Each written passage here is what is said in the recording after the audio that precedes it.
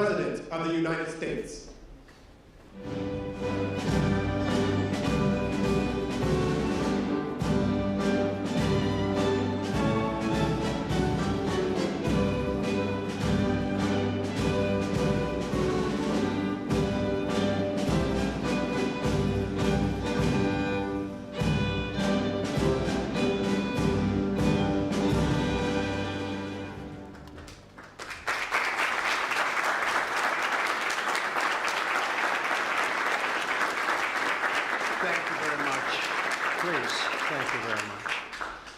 Before we begin, I want to provide a brief report on the unprecedented success our country has been witnessing in recent weeks.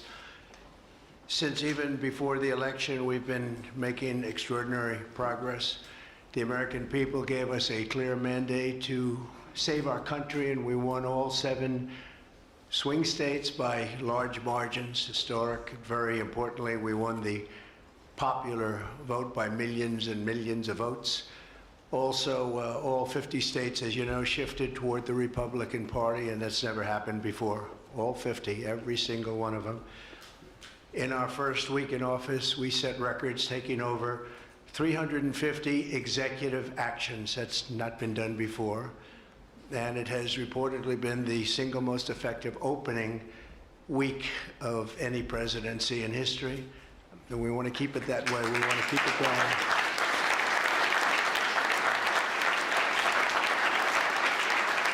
We want to keep it going. We've broken from decades of failed Washington policies and restored common sense and sanity to our government. We've unleashed American energy, and we've already achieved record low illegal immigration. As you see, there's nobody trying to get in. And that's what we've been waiting for a long time, and gotten woke ideologies out of our government and out of our military. The water has now begun flowing in California as we continue to increase the flow in coming days. Nobody's seen anything like that, and I've also taken strong action to regain control of the Washington bureaucracy. Just for clarification purposes, because it was incorrectly reported yesterday, we have informed the federal workforce, which they've looked to do for many years, that if they're working for the federal government, they must show up to the office on time and on schedule. We don't want them.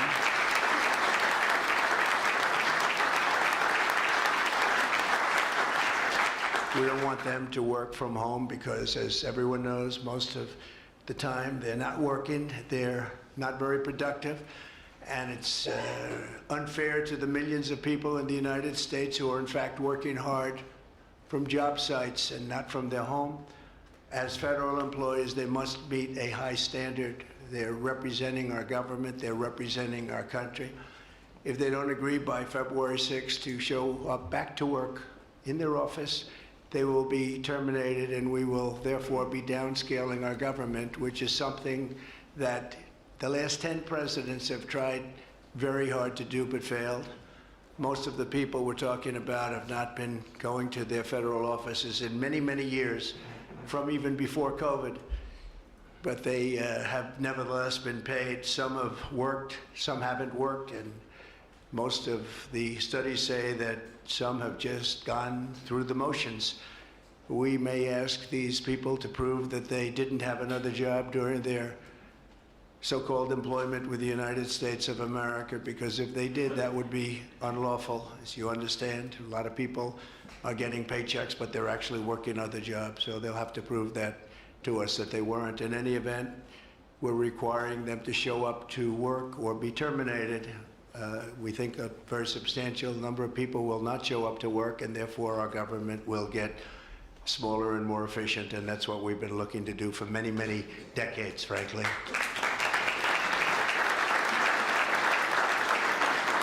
Thank you. In addition, there was a short-term pause or funding freeze on certain discretionary spending payments, such as government grants, only for us to quickly look at the scams, dishonesty, waste, and abuse that's taken place in our government for too long. As was explicitly stated, this in no way affected Social Security, Medicare, Medicaid, or other entitlements that Americans depend on. I've made abundantly clear from the very first day that I ran from office, that was a long time ago now, that's 2015. If you think about it, I announced in 2015 and we won in 2016. We did very well in 2020, but we did really well just recently. And I'm restating right now to correct any confusion that the media has purposely and somehow, for whatever reason, created Social Security, Medicare, Medicaid have not been affected by any action we're taking in any way, shape, or form. We are merely looking at parts of the big bureaucracy where there has been tremendous waste and fraud and abuse. In that process, we identified and stopped $50 million being sent to Gaza to buy condoms for Hamas. 50 million.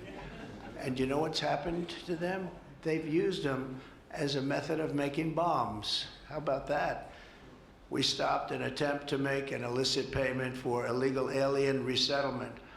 We canceled $181 million in DEI training contracts. This is just for the training of people in DEI, which has been terminated and completely terminated. And we paused $1.7 billion in unauthorized payments to foreign organizations, including stopping more than $40 million that was on its way out the door to the very corrupt World Health Organization, which has not done its job and not done it properly.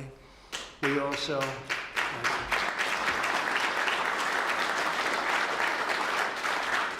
also blocked $45 million for diversity scholarships in Burma. 45, that's a lot of money for diversity scholarships in Burma. You can imagine where that money went. These were the types of payments, and many others. I could stand here all day and tell you things that we found, and we have to find them quickly because we want the money to flow to proper places. But these were the payments and types of payments affected by the temporary freeze, and the American people strongly support these efforts. I talked about it during the campaign, and they voted for us in record numbers. Every single day, we're now putting America first and fighting to get the most out of every single tax dollar for our great citizens. We've gathered this afternoon to take another historic action. However, in a few moments, the Laken Riley Act will become the very first bill that I proudly sign into law as the 47th President of the United States.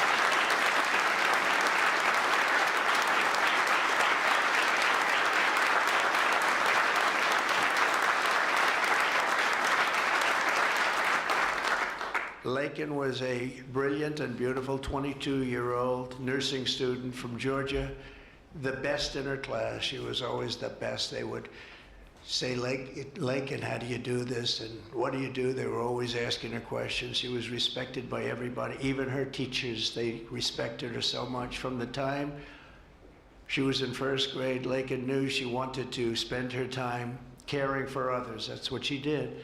To her friends and classmates, she was a light of warmth and kindness in every single room. To her parents and family, she was everything in the world. They've had a miserable period of time. Just after 9 a.m. last February 22nd, Laken went out for a jog on the campus of the University of Georgia, but she was just never returned. She never came back, did she, huh? Parents are here, sister, all of her relatives. While on her run, Laken was attacked, viciously assaulted, beaten, brutalized, and murdered by an illegal alien gang member who was set loose into our country by the last administration. We are deeply honored to be joined today by Laken's parents, Allison and John, and her sister, Lauren. Thank you very much. Thank you.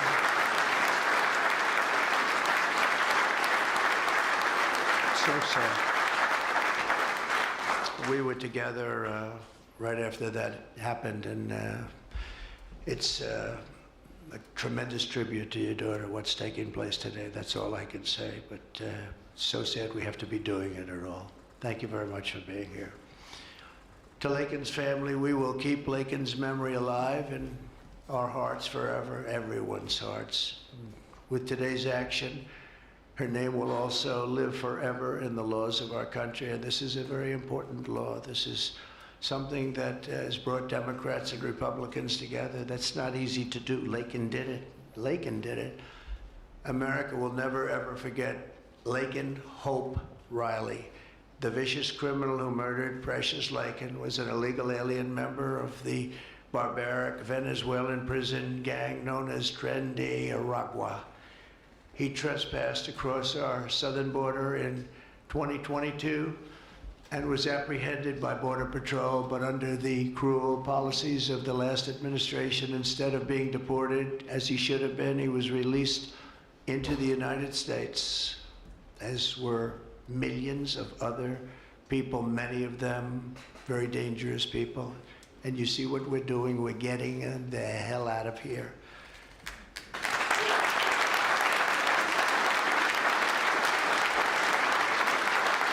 He was soon arrested again in New York City on charges of endangering a child, but because of New York City's deadly sanctuary policies, as we have in California and many other places, which we're ending, we're going to end them, he was released again to reoffend.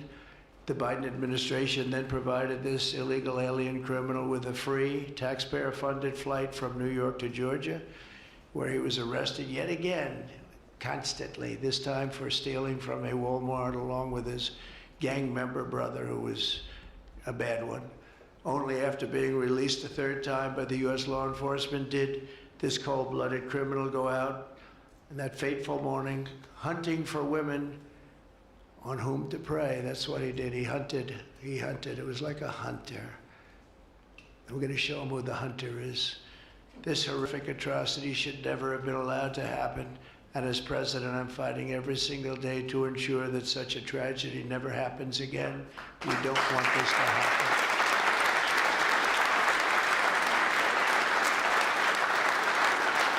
And under the law, thank you. Under the law I'm signing today, the Department of Homeland Security will be required to detain all illegal aliens who have been arrested for theft, burglary, larceny, shoplifting, assaulting a police officer, murder, or any crime that results in death or serious injury. In addition, for the first time ever, this act gives state governments the ability to sue the federal government for immediate injunctive relief if any future administration ever again refuses to enforce the immigration laws of the United States, like happened for 4 long years.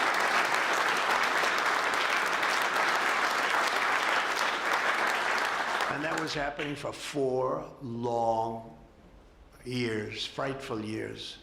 Amazing. You'd say, how can people do this? How can they allow this to happen? How can they allow criminals to pour into our country and then try and defend it? And they're still trying to defend it, but they can't. That's why I'm here instead of somebody else, actually. It's the biggest reason. I believe it's the single biggest reason. Inflation was horrible. Many things were horrible during that administration. When you look at what took place in Afghanistan, the way they got out, not that they got out, but the way, so many things were horrible. But to me, this was the worst of all. It's a landmark law that we're doing today. It's going to save countless innocent American lives.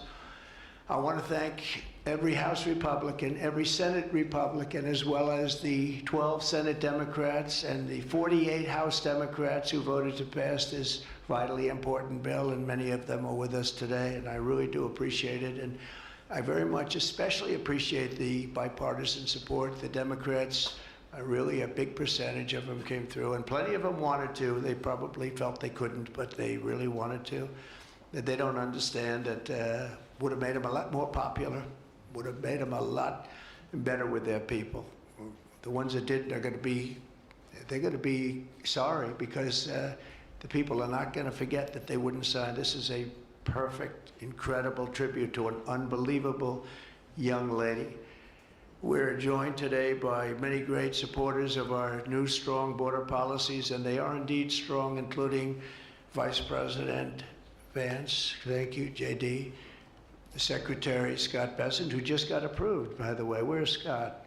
He just got approved. Scott, I'm very impressed. Got a lot of Democrat votes, He got a lot of Democrat votes. That's great. I don't know, is that a good thing or a bad thing?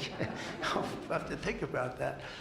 Secretary of Homeland Security, who's going to be fantastic. I know her so well, and I know it's probably not complimentary because she is a woman, but she is tough. Where is she? Where is Christy? Christy, great. Stand up, please. You have such an important job to do.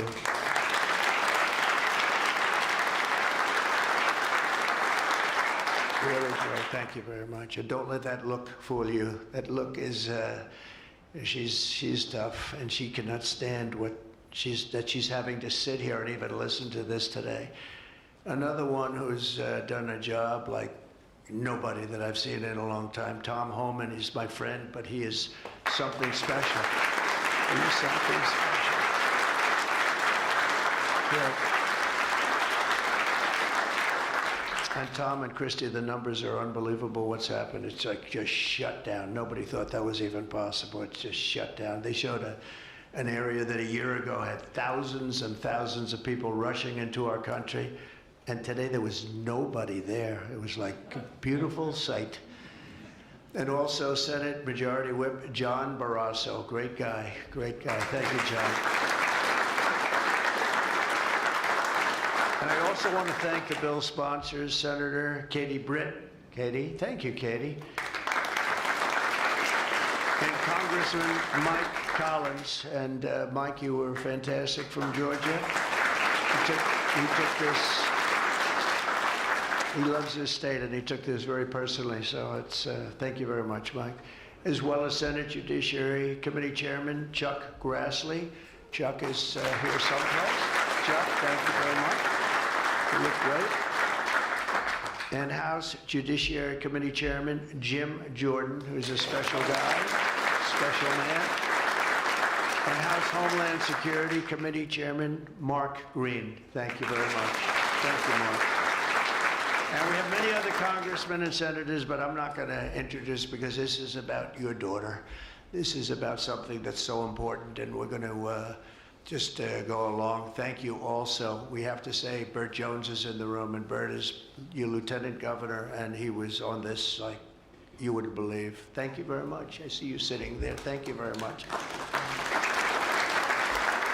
So we have state, local officials, we have law enforcement organizations, we have everybody. Most of them are in the room or represented in the room, and they're incredible people, and I've never seen them come together like they have for this. I've done many of these, not of this kind, but different bills, different passages having to do with many different things, from homeland security to inner security to taxes to 50 different items. I've never seen such support as you have today and as your great daughter has today. So I've never seen anything like it. And we have to thank your daughter for that, because she's going to save a lot of lives. She's going to be responsible for saving a lot of lives.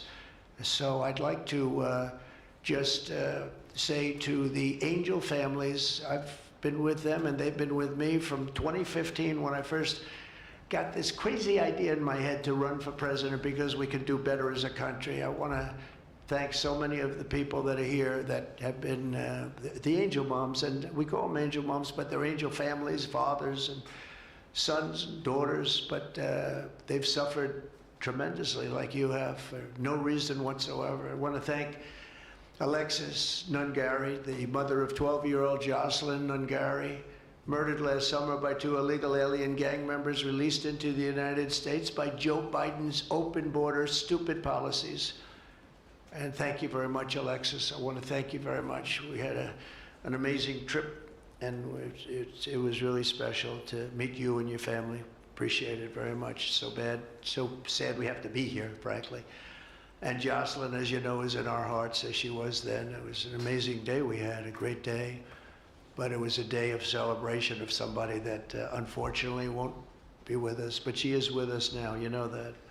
Here also is Patty Morin, the mother of Rachel Morin, killed 2 years ago by an illegal alien who was let into our country by the last administration's ridiculous, weak policies. Open border, can you imagine? When I heard open border, I said, oh, that's terrible. They're going to release their prisons all over the world. They're going to release their prisons into our country. That's exactly what happened.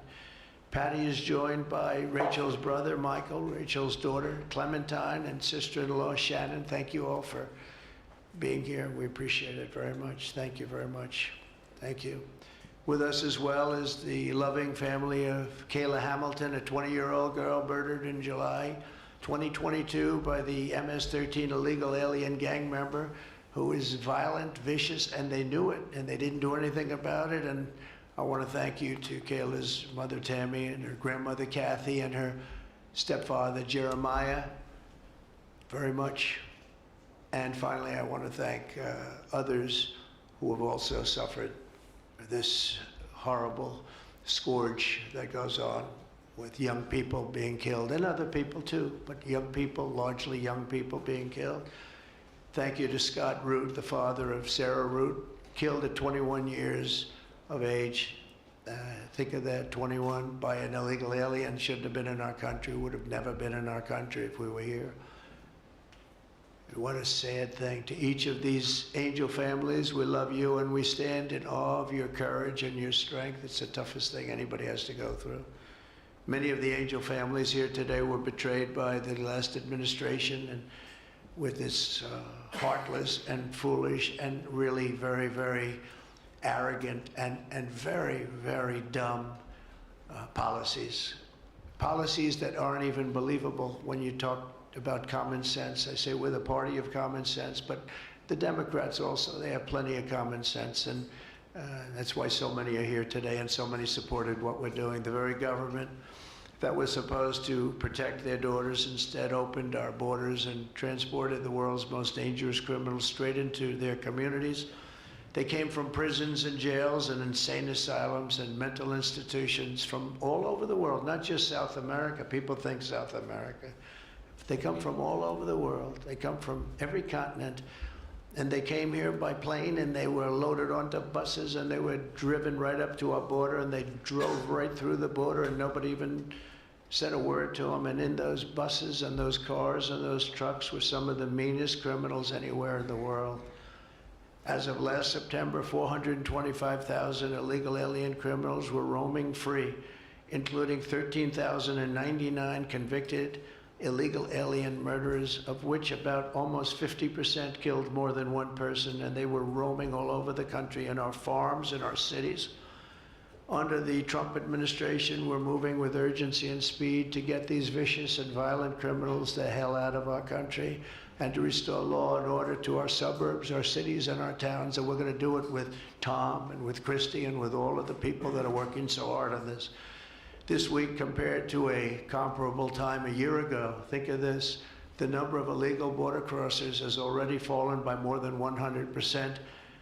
And because the election was coming, they started getting a little bit tougher on the border. They tried to follow our policies, and they did much better, but it still was horrible. The numbers were still horrible, so that's 100% over those. They only did it because of the election, so they knew what they were doing was wrong. And those who do cross the border, and you're seeing that every time, all you have to do is turn on your television set or pick up a newspaper, or read any form of new media, because we have a lot of new media today, fortunately, that's letting the word get out. But they're watching these people be captured and removed from our country. ICE arrests have risen by 15 times in just a short period.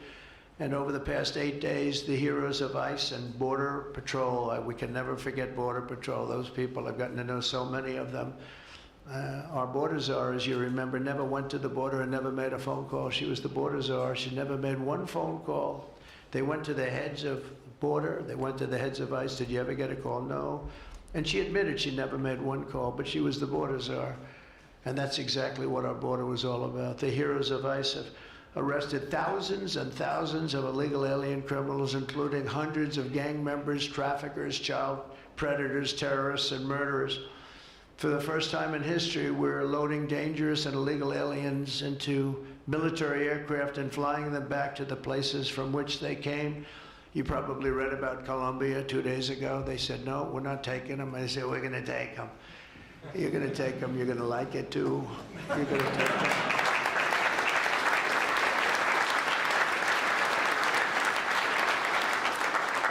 they talked about, we're not going to take people that are in shackles. I said, well, but the people that are in shackles are murderers, they're drug lords, they're rapists, they're very tough people.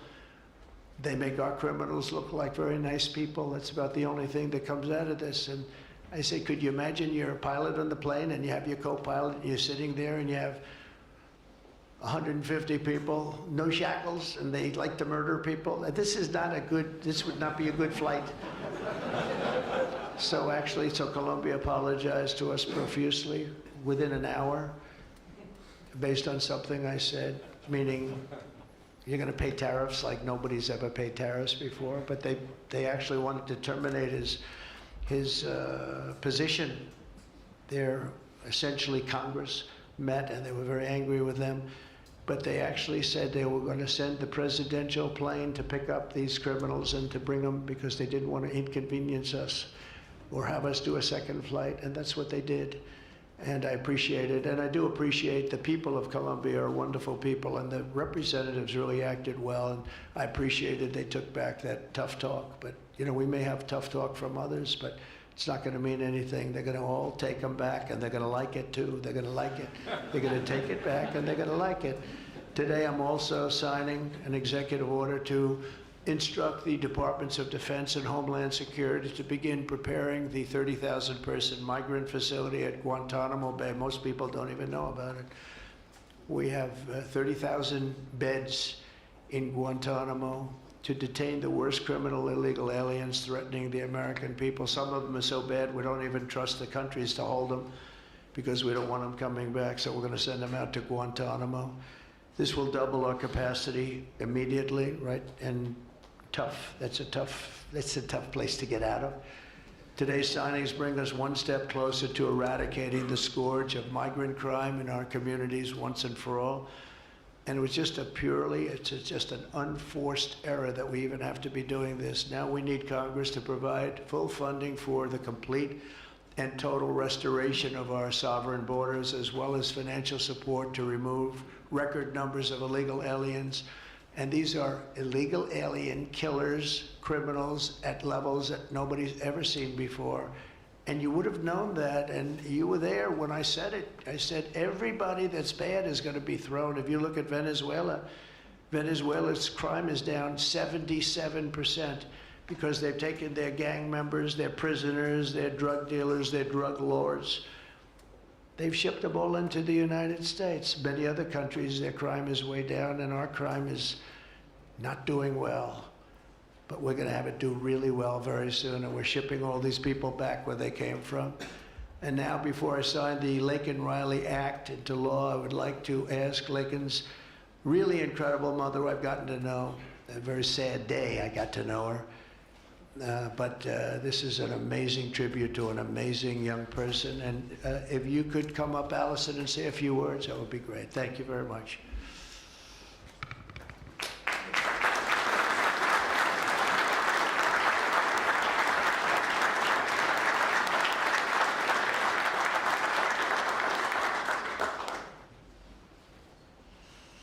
Thank you. Thank you, Trump. We would like to thank Senator Katie Britt for her diligent bipartisan work to get this bill through the Senate.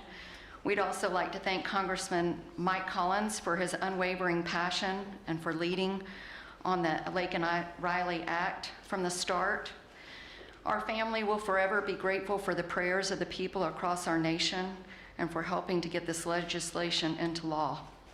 We also want to thank President Trump for the promises he made to us.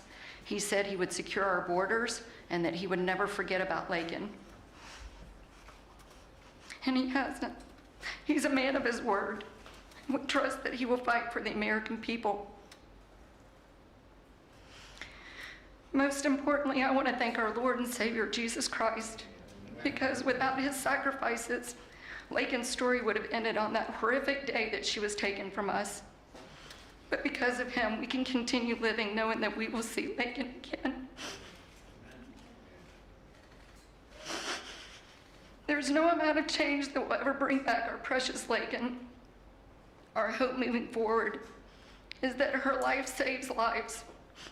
We're so thankful that her passion for helping others and her legacy for doing good in the name of Jesus Christ will carry on. Thank you.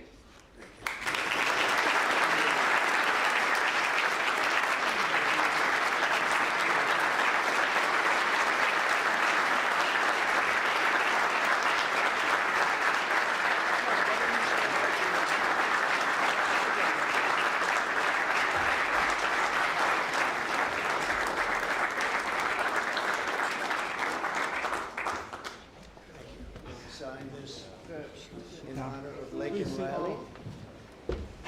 Come on up here, some of the people that we love that have been so instrumental. Okay?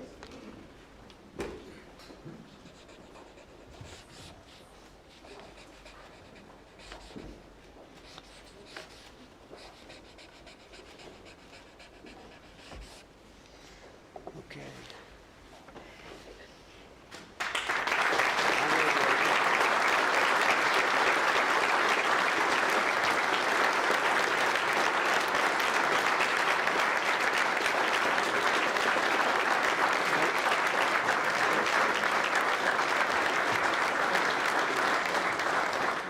Thank you. Mr. President, government funding, can you take a quick question on government funding, the pause? I don't think this is appropriate time, really.